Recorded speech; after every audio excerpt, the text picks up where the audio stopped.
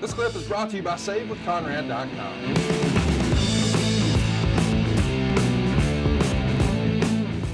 Let's keep it moving here and talk about what they're doing after the Royal Rumble. The very next night on Raw, we see Brett start cutting a promo, basically saying he's screwed and McMahon hasn't delivered on his promises. There is a dark match after the cameras are rolling, and it's Shawn picking up a win over Vader. And a few weeks later, we see Shawn start working triple threat elimination matches against both Bret Hart and Psycho Sid, including a really big show at the Sky Dome. 25,000 fans there. Pretty remarkable crowd, especially for the era. We're not quite as hot as we will be. But here's where the monkey wrench comes into the plans. They do an in-ring segment hosted by Vince McMahon. He has the WWE World Champion Shawn Michaels surrender the title to Gorilla Monsoon for a knee injury, and everyone reported this in quotes. There was a lot of implication at the time that we don't know if we believe this report.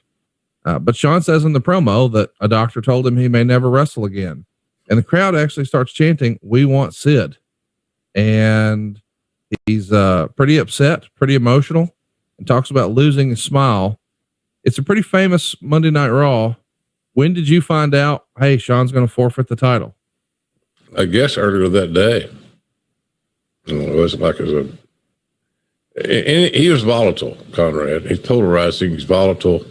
So anything you heard about Shawn was not going to be a total shock. You kind of got used to it.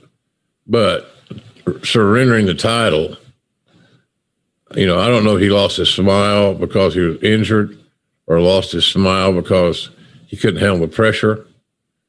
He was influenced by outside sources that like to stroke his, throw gas on his fire. I don't know. But I knew that day, and I was very uncomfortable with it. In Lowell, Mass, I think. That's right. You're exactly right. And small venue, so he kept running into everybody. The dressing facilities were limited. So nobody got really out of sight. So we were constantly kind of, in theory, bumping into each other all day. So once you get the message of what's going to happen in a production meeting that morning, it was like, geez, that's pretty extreme. Maybe giving the benefit of that, maybe something's really wrong. Right. Didn't know. So, but I always thought his feelings were hurt more than his knee or his back or whatever. And I don't know exactly why. He had a hard time handling and accepting the responsibility of being the top guy in the territory. Was it just pressure from within? Was it pressure from Vince? I don't know if it's pressure from Vince or not. Vince loved him. Right. Vince would, and it's proven. We paid Shawn $750,000 a year for about 4 years to do nothing because he was Vince's guy. And every time we go over budgets and things, what do you want to do with the Shawn contract? Nothing. Leave it alone. Okay. That was my deal. Well, didn't you debate him? Shouldn't you have gotten Vince's face?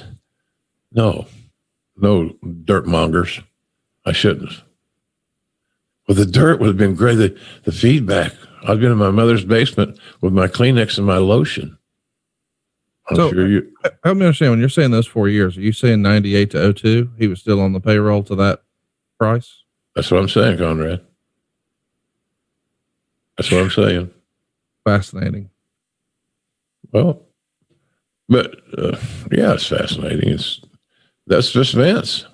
Vince didn't have to do that. No, I'm just saying. But here's the deal: all Shawn wanted to do was go play with Kevin and Scott Hall. Right. So that would have been nice for WCW to get a gift to Shawn Michaels, wouldn't you think? Yep. So he took good care of him. Shawn had, I don't know if the stress. I don't know the reasons. Now, in this society now, there's always something mentally, emotionally, whatever. Goddamn. How long have we been talking about that cat that played? What's the quarterback's name that played for the 49ers? Colin Kaepernick. Yeah. We're still talking about him. Yeah. He has mental issues. He has a mindset. That's one thing that's not conducive to doing normal business. I'm not saying he's wrong about any of his political stances. I'm just saying that the reason he's not playing football is not because he's got a bad wheel. He's got another agenda that he perceives to be higher than throwing a football around the field. And I don't know what Shawn's agenda was.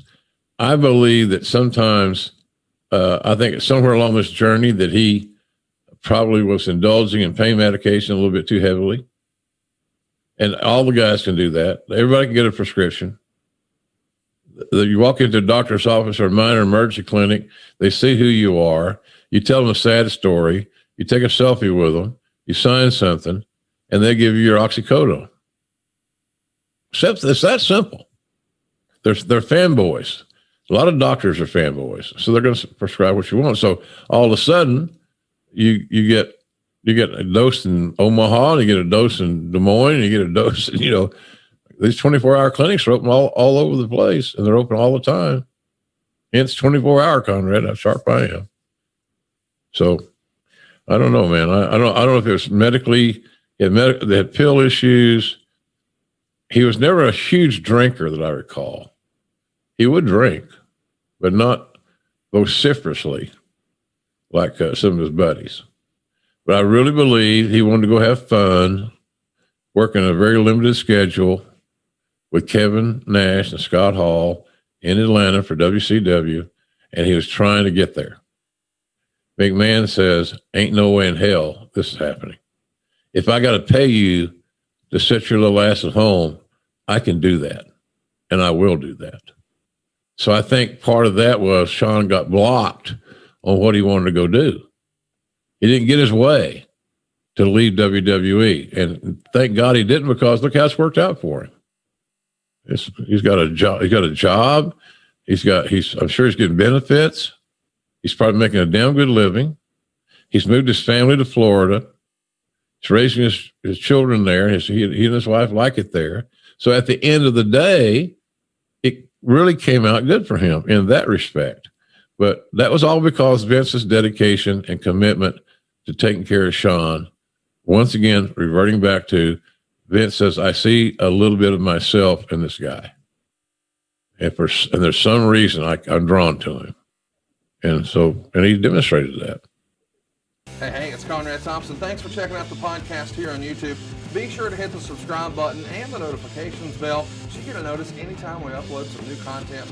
And go save yourself some money right now. If you're in a 30-year loan or you have credit card debt, it's not a matter of if I can save you money. It's a matter of how much.